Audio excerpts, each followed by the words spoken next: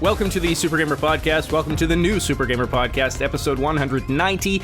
Our guest this week is an opera librettist, lyricist, director, writer, bar owner, and gamer. We have Richard Sparks. Thank you for being here. Thank you for having me, Mark.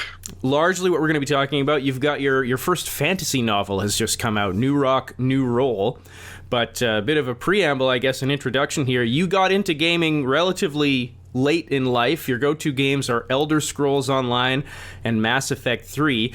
But something I'm very interested in, Douglas Adams told you about MMORPGs in the 90s. I love Hitchhiker's Guide to the Galaxy, probably my favorite book series. So I have to hear about that. I wish Douglas was still alive. He'd be bound to say something nice about my book, or I go and beat him up. Well, he's twice my size. What am I saying?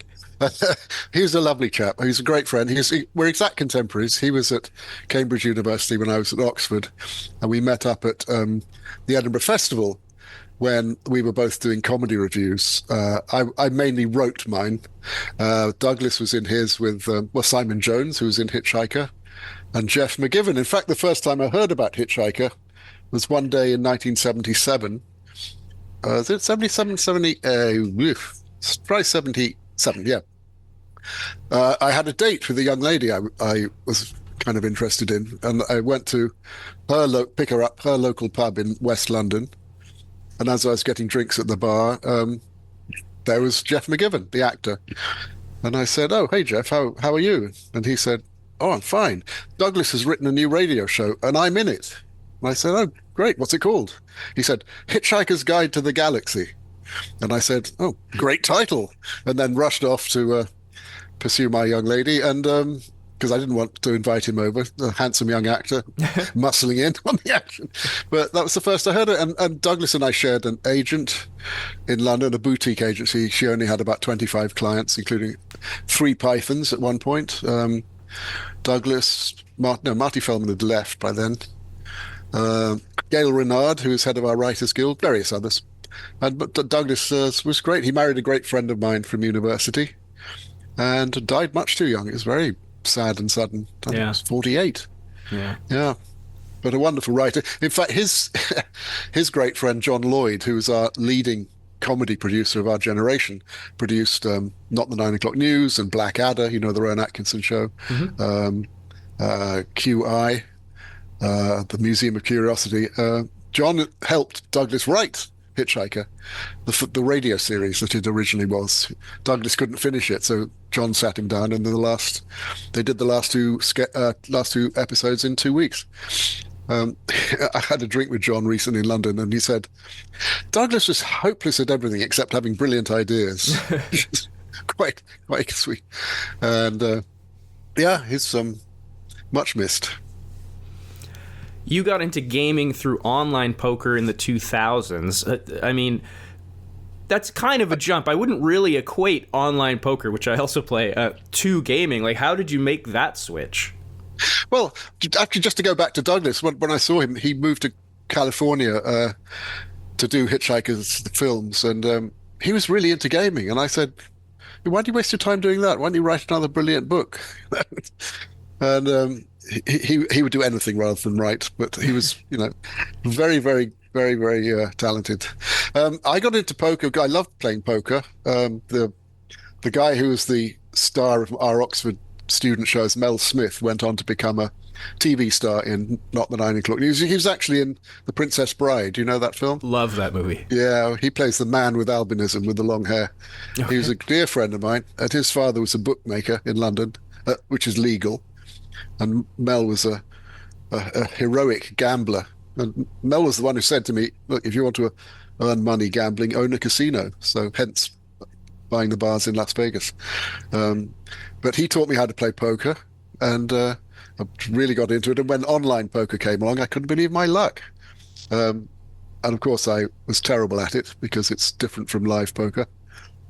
And when Chris Moneymaker won the World Series of Poker main event, having won a satellite to get a seat, I thought, well, if he can do it, anyone can. So I wrote a book about my failure to do what he did.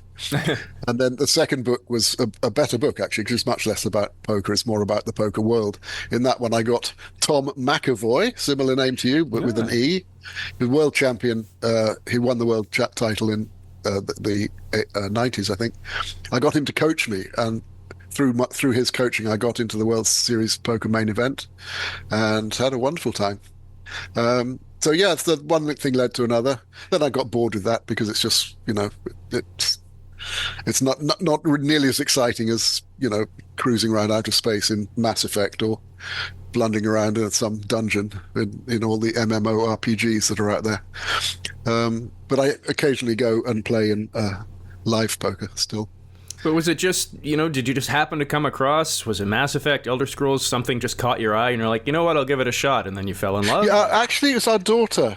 She was outside this very room and she was talking to her high school friends, and they were talking about their World of Warcraft, chatting away about it. And I said, that sounds fun.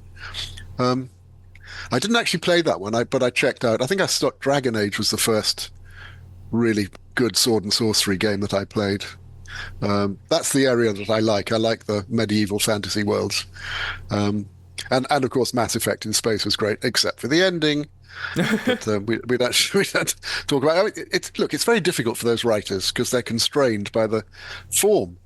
My book, New Rock, New Roll, ROLE, came out of my love of role playing. And in the narrative, like writing a book, you're so much freer. You can go much further than the writers in those games possibly can.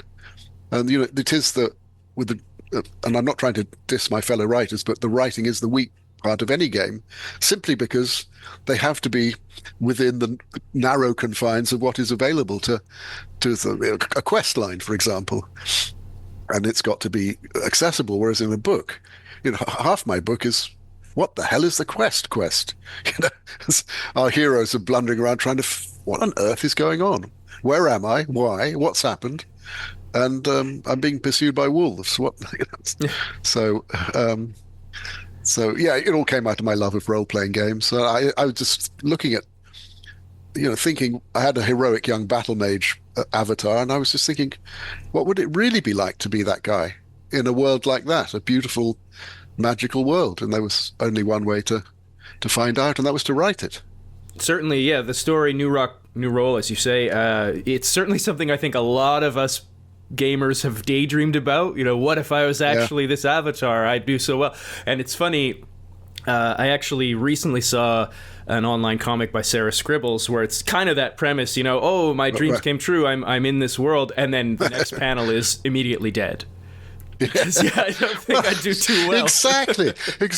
This guy, the three of the basis is the three people. One of them is a retired teacher, so he's based on me or my father or someone living alone in his bungalow in England, where a widower.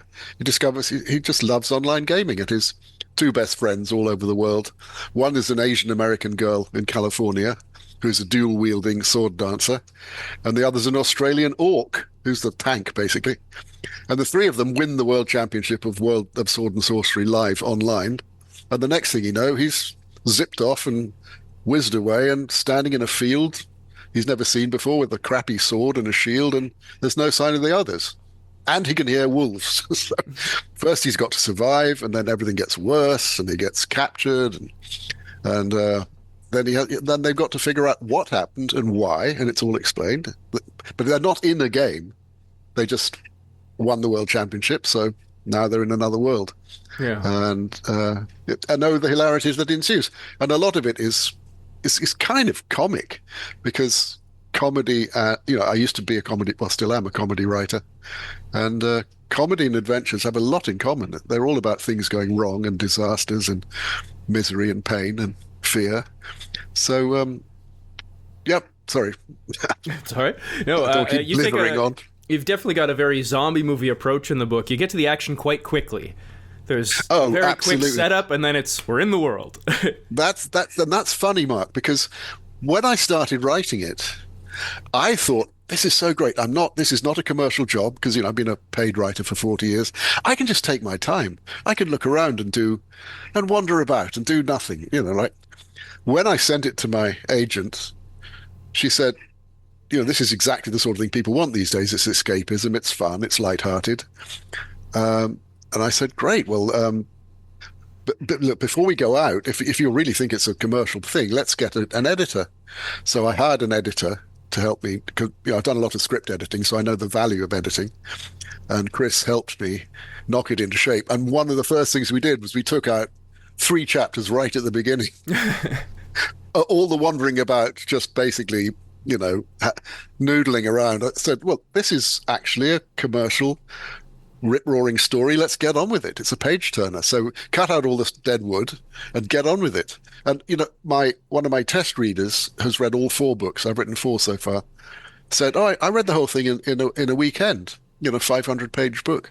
And that is so nice because okay, it took me a year to write, but for it to really turn the pages and grab her was really just exactly what I wanted to hear.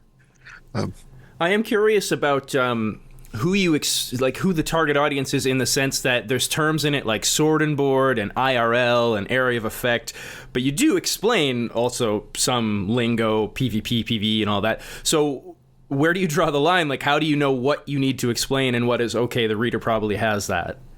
Well, that's the advantage of having an editor. I have the executive editor at Kasich. The publisher is Leslie Robin, and she's brilliant. And she's not a gamer, so anytime she doesn't understand, she says, "Well, you have to explain this." And it's most readers are pretty smart. They can pick it up. And anything that they can't, you don't want to spoon feed them, but you help them because you want them to be comfortable. You want them to be settled back in their armchair, turning the pages and having an adventure, and not having to think. I'm not writing Ulysses. A lot of it, you mentioned how Joss or Drax is, Joss, I guess, is a Dax, combination Dax. of Dax. Pardon me. Yeah.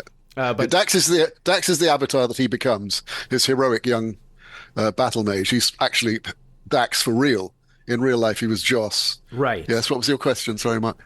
Joss, you mentioned, is kind of a mix of you and your father, and Dax is the battle mage that kind of you actually were when you gamed. But I think there's obviously a lot of your life that you've put in here. I think the most interesting to me is the 85-year-old retiring guildmaster. I know. Actually is a thing. That actually happened to me. I think it was Elder Scrolls Online, and in guild chat, a very good guildmaster typed, "Does anyone want to take over the guild? I'm turning 85 this week and I want to retire." And that opened my eyes because, like everybody of my generation, I thought, well, all gamers are kids. It's absolutely not true. I've had a lot of interviews on, Hello Magazine in England, Reader's Digest, Metro. These are big websites in England. On the topic of the older gamer. It seems to be a really current topic because lots of retired people have got plenty of time. They got the money to spend on games, and it's not just for the kids anymore. I say, look, if you've got the yen for adventure still, but maybe not the knees for it anymore, you can do it from the comfort of your own home. And there are a lot of gamers of all ages, and of course, online, everyone is who they want to be. Everyone is accepted. Nobody pries because that's considered rude, and you can volunteer information about yourself if you like, but we're all who we want to be, and that's really inclusive. Did you get to bounce? I know you've said you don't really have a lot of time for gaming anymore because you're writing, but did you get to bounce any ideas off of your gamer friends? Yeah, my partner in my bar in Las Vegas is a keen gamer, and I think he plays D&D online, and he got a lot of his guildies over to Vegas for a weekend, and they all gamed away and went to the bar and had food and drink and a great time. And they all teased him because he's probably about 60 now, but he says, I don't have the physical skills to be the coordination that younger people have. So he's the healer, tries to keep them alive while they tease him. So I picked his brains, and I picked other people's brains of all ages, and I just love it. I mean, I love the whole world of these games. They're extraordinary. I wish I had more time to play them, but actually writing my own game is more fun, even though it's not a game. I call it writing my own game because, in tribute to the incredible worlds that these designers have made for us. I mean, they are just so beautiful. Um, but that's it's all narrative now. Have you had any chance to go back to gaming or just purely? Yeah, I did. I early this year, my one of the PR people in the company says, "Look, you can't go around saying you're an ex-gamer because that's ridiculous. You know, we're pitching you to the world as a gamer, an older gamer, but someone who's, you know, still in it." And so I went back and played a couple of games recently, and God, they're just so beautiful. They really are lovely. Do you ever Just, Pardon me, go yeah, ahead. no, just not your PvE. I just like to wander around in the worlds and look at the designs and sit on a hilltop. But I really don't have the time. I used to write it. I used to game at night. My wife goes to bed early, and I go to bed late, and she gets up early, and I get up late. So I had 2 or 3 hours a night to game, and then now I'm just writing 2 or 3 hours a night. When you went back to gaming, did you ever have to like re on your headset, like, hold on, I just got an idea for a writing thing, Yeah. don't go into the Fun, boss yet. Funnily enough, not really. It's sort of. I mean, not really. I mean, that the inspirations happened. I play full tribute to these games that it was like an anvil falling on my head. You go, I just have to write this. So I can't thank them enough. But I think I've got everything I can out of them because I'm now off on my own. I don't think anyone else could have written these books because they're very me. But I will pay just great respect to the game designers of the last, well, 2 or 3 decades now, who've been creating these amazing arenas for us to play in. Are you, when you game, like Dax, Krysta, and Grell, are you more into trash talk than sweet talk? Yeah, one of my guilds that I ran with in, I think, Elder Scrolls Online had Drunk Fridays. And we had a wonderful leader who had a foul mouth on her. She's very, very delightful. We all loved her, but she was the kind of mother hen, but a tough one. And Friday nights, by the time everyone had had a few drinks, we were all absolutely hopeless. We're getting wiped by every crew we came across, and teasing each other and going there. So yeah, no, I'm actually fairly restrained. I don't really do a lot of talking in when I'm doing PvP. I just like to relax and run around. I mean, I don't ever like to lead raids or lead groups because I don't want the responsibility. So you've been writing since you were 6 years old. Oh yeah. In the Voice Mag UK interview with Tom Innes, you talked about the cartoon you made with a friend, Bunny Goes West. So, and as we said, you've written comedy and operas and all sorts of stuff. But this is your first fantasy novel. Is it Yeah. exciting? Is it scary releasing something new like this? It's what I've always longed to do is to write fiction. I've tried before and written things that were all right, but not good enough to be published. And thank God they aren't because they're nothing up to the level of this. I've had 2 or 3 narrative nonfiction books published, but this is it. And just to find this bliss as a writer, late in life, because I've had a full career doing script writing and other things, producing and directing occasionally as well. It's just I can't tell you how lucky I feel. It's not always easy. I've got 4 books done now, and the plotting is pretty complicated in some of them. So there was a lot of head scratching, and now I'm completely blundering around, hopelessly lost in book 5. Not lost exactly, but sort of in the early stages. It's always you're not quite sure which way to jump, but I've got 4 done, so I'm happy with that. And I'm just absolutely thrilled to have found this and to have written something that's good enough for a great publishing house like Kasich, or a specialist science fiction and fantasy house, to take me on. Well, along those lines, can you expand on, in an interview with Jake Frankel for Medium, you said it's the work you write for you that will pay off. Yeah, absolutely. If you think being a professional writer is just about being paid, which I did, and a friend of mine who's a composer won't compose anything unless he's commissioned. So basically, his career has been as an academic teaching. He's very talented, but it's when you have the time to write for yourself that you write the good stuff. I've had series as I've written, and I've been on, writers groups and all that sort of stuff where you're getting paid and you have to do the job, and then you've got the money, and then you look around and say, oh, what am I doing next? And instead of wondering, that's your opportunity to write for yourself.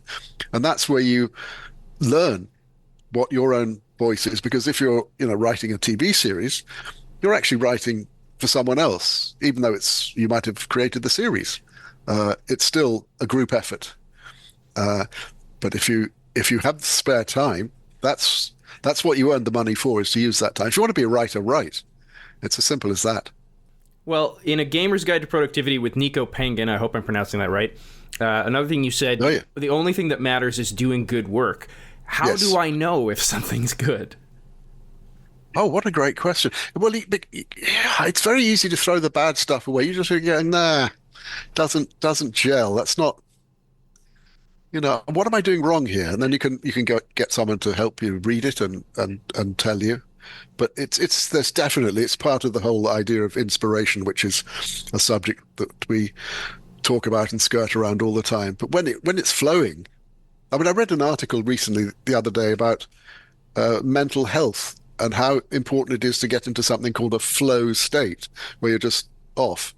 And that happens to me every day when I'm writing. You're just off in a trance. And I read George Martin said something about this, which was, he takes his cup of coffee and goes to his office, and the next thing he knows, it's dark outside and the coffee's cold, and he spent the whole day in Westeros. And that's it does happen to you. It takes you away, and that's doing good work. If it's bad, it's really hard to push bad work. To push yourself into doing bad work. I mean, sometimes you're doing things you have to do the best you can. If it's a commission or a project that doesn't really, that you wouldn't have thought up yourself, but you're being paid to help with, you do the best you can. But really, it's the good work. So how do you know you're doing good work? Great question. You just do.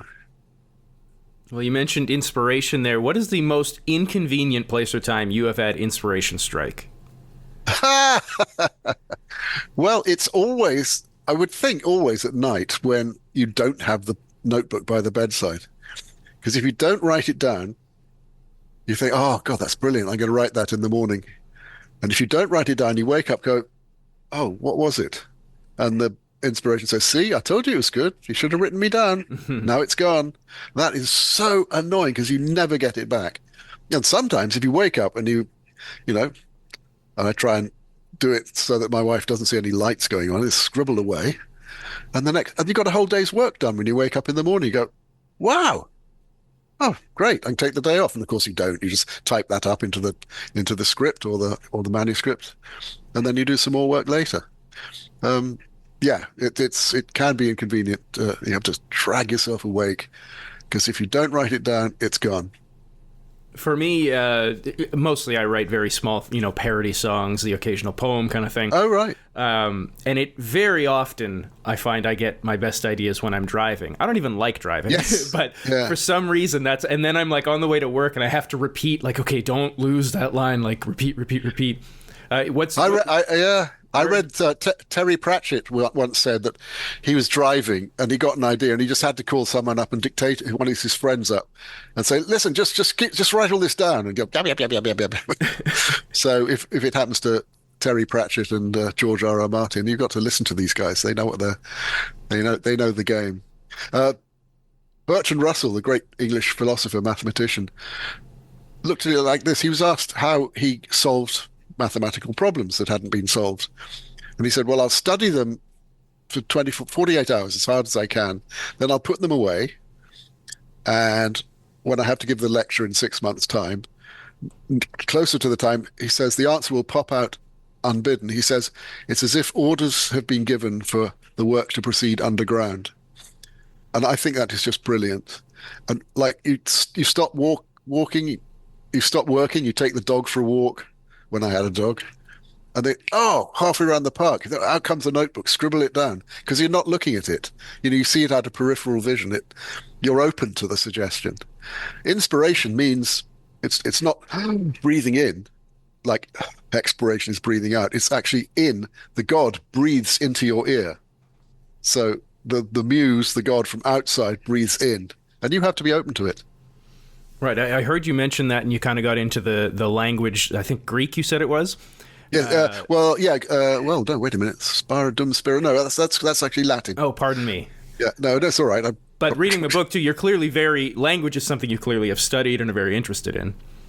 Oh, I love it. I love it. I mean, I studied English language and literature at university. My father wrote beautifully. We used to write letters to each other all the time.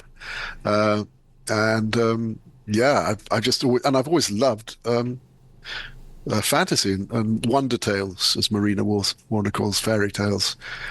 All, since childhood. The earliest books I remember are the magic stories, and the greatest works of the oldest great work in English is Beowulf. That's got a dragon and a hoard of treasure and a monster's mother who lives at the bottom of a lake and a hero. I mean, it's hardly people arguing in Brooklyn, is it? Not to dwell on what's obviously a painful memory, but the dog must another thing in your book that is based on your life. Oh no, it's just I just use anything that's around. Yeah.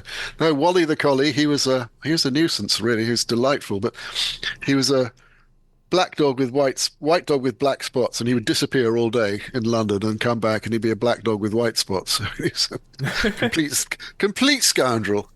But everyone loved Wally up to a point. But we travel too much to have dogs now, so we just have cats. You have a dog yourself? We have a cat. Similar. We're just at work too often. Yeah. Although I love my cat to death. Oh. Another thing from the Nico Penguin interview, what was it like seeing your characters come to life? You had cosplayers at the launch party. Yeah, that was a great deal of fun. That was the PR people in London. That was their idea. And the thing is this, they never broke character. Once they were in the room circulating around, they didn't pretend to be actors dressed up as a dual-wielding, sword-dancing Asian American girl or an orc, or the hero who's a battle mage. They were actually there with their swords and their magic staff and his battle axe, being themselves, talking to people. And it was great because a lot of journalists are quite, retiring, shy. And so when an orc comes up to you and starts taunting you, it made them laugh. It was really a nice idea. Great fun. In fact, we may be using that orc again and sending him out into the streets of London to bother people and get footage for social media. Oh, that's a good idea. Well, we'll see how it goes. It could be a disaster. It's my assistant's idea, so I said, okay, you run with it. We'll see what happens. You had mentioned that you've written 4 books already. You're working on the 5th. The 2nd is due to come out, New Rock, New Realm, coming winter 2024. Is it still in the editing phase? Yeah, I'm waiting to hear back with the notes from Leslie Robin. She's just a brilliant editor. I can't tell you how good she is. And I've done quite a lot of script editing myself. So I've been both sides of the table. It's just a great process, editing. It's where you get the gold. It's where things really tighten up. And she had so many insightful ideas. She said, more of this, more of that. That thing's a real character. Make it, an inanimate object is, very insightful, very good, and I loved working with her. I can't wait for her notes on the second one. So I think that's coming out in November now, but we'll have to see. So is it going to be, do you think there'll be any issue you'll have to switch gears a bit? I know it's the same series, but you're writing the 5th and suddenly it's like, oh, now I need to go back to the second one. No, that's perfectly easy. The nice thing about having written 4 books before any were published is that I could go back into the first book and lay pipe the things that happen in the 3rd and 4th books. All story structure is about setup and payoff. So I was able to go back and say, yeah, I can seed something way back. They could find an item in a treasure hoard, which turns out to be useful in book 3 or 4. And so that was nice. I've been able to be quite free with all that. So I'm always continually going back into the earlier books and seeing, I can exploit that. I do need to tease you a little bit on True Fiction Project with Renita Hora. I'm a Canadian, so you said Z before you said Z. Well, I live in California, so Right. it's and I don't know. I've been here for 30 years now. I still sound English. And doing the audio book, my Australian accent is pretty good for the orc, but my American accent for the girl is not the best. I sort of indicate it. Um, all the regional English accents I had those down okay. But yeah, Z, Z. I don't know how to spell anymore. And I certainly don't know how to punctuation is so weird in America that now I'm confused between, whether the comma goes inside the inverted commas. But luckily the copy editors sort me out on that. Right. I'm weirdly a stickler about British spelling on things. Yeah, well, and British spelling is so weird. If you're a foreigner and you want to learn English, don't learn from books, learn from by listening, because the whole orthography is called the English orthography is just nuts. Woods and coulds and through and though and rough and cough. Right. They're they're natural to us, but someone looking at so cow, does that rhyme with bow? Or rough, does it rhyme with through, thorough? You know, what are all those OUGHs doing anyway? Do you have any desire to write for an IP like Elder Scrolls? Like, would you write a novel for Elder Scrolls or part of game dialogue or anything like that? No, it's too limiting. You simply can't. You can't go anywhere except within the confines of a quest. I have friends, actually, live in Sweden, who are video designers, not just games, but also things like slot machine design, cutscenes in slots in Vegas and things like that. And they say everyone's continually asking, do you know any writers? It's the writing is the one thing that they really feel the lack of it being like as good as film writing or script writing or TV writing or book writing, and the poor writers are just they're so they're caged in by the limits of the form, and they do their best.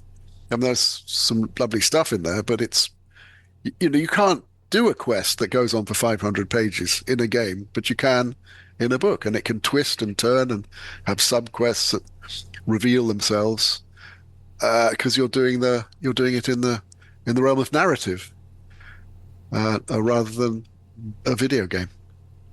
Anything gaming wise that you feel like you've missed, like because you got into it relatively late? Any desire to go back and play something retro?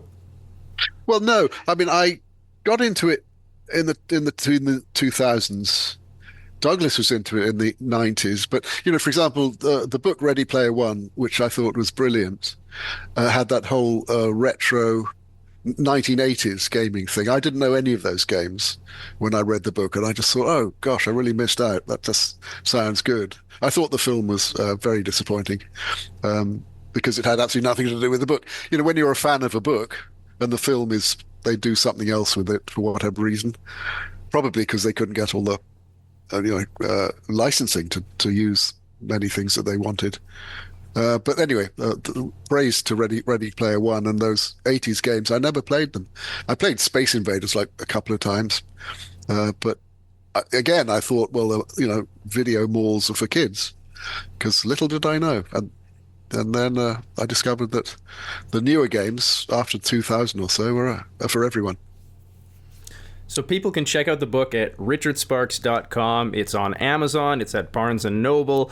Anywhere else you want people to check it out? And anything you want to say about the book before we let you go? No, it's interesting. My agent, who's American, said all the comedy in fantasy comes out of England, like Terry Pratchett and like Douglas. A lot of, she took it to some publishers who said, I don't, I mean, it's great, but I don't get it. I mean, I don't, how does it niche? And one of them said to her, we take our fantasy very seriously. Now, I think that's missing a trick. I take my fantasy seriously. The story's serious, but comedy, look what Hitchcock did. He would scare you, then make you laugh. Scare you, make you laugh. And it's natural when things are going wrong that comic situations arise. So I would like to encourage people who like a laugh as well as their fantasy to think that this should appeal to them. Richard Sparks, thank you so much. Well, thank you, Mark. It's been a pleasure talking to you.